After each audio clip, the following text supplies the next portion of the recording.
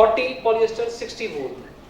So these are depending on the various geographical needs of the our country people. Like in some territories we have 70-30 products, in some part of the country we have 80-20, and in some part of the country we have 100% wool.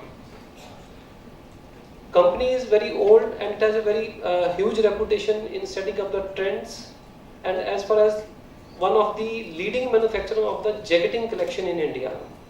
So jacketing, we can say we are making one of the best collections in the country. Today the product line which we are launching, it includes a suiting as well as jacketing collection. So jacketing, we have got a catalog which we are launching now, and this launch will be done across the country by means of this catalog, which will be supplied to the dealers who will be selling to the customers. They will showing the catalogs to the customers, and customers will be selecting the designs and the styles from the catalog, and then those will be tailored for them. So one of the catalog I will be showing to you, and the product also I will be showing to you. So I will request Shri Bhaskar Saab to unveil the catalog for winter 2015 collection.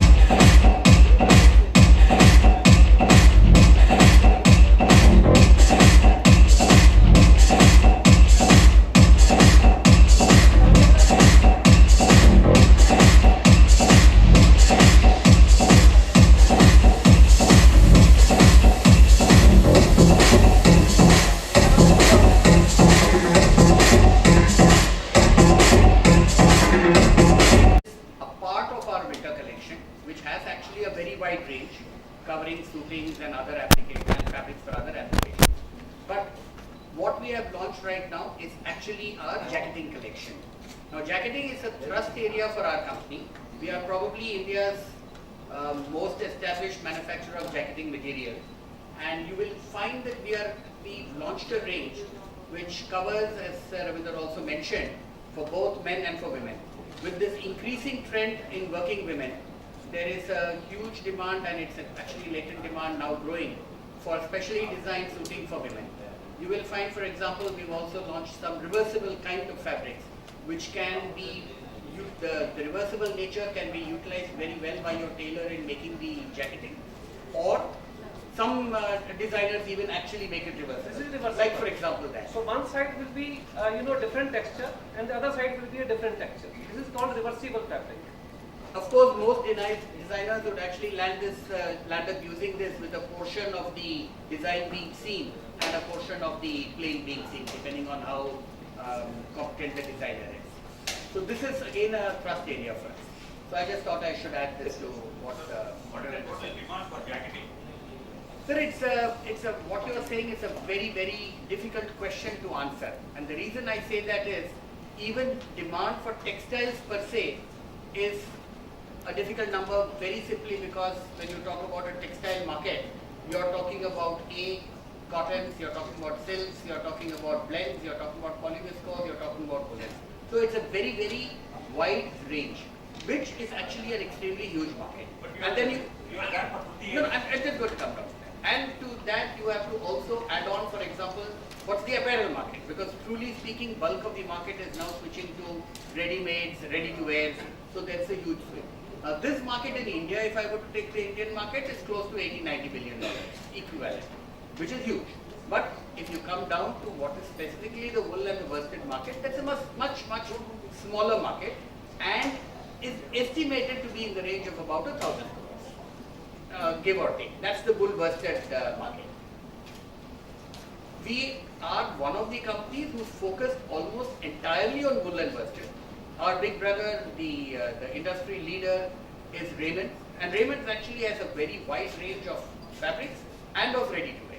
But we have chosen to focus in our area of core competence, which is the wool worsted fabric. Have you done any research on that? We are constantly doing research in developing new fabrics.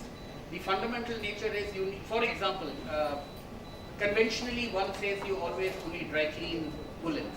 Now we've also got washable fabrics, which we are exporting even a good bit of.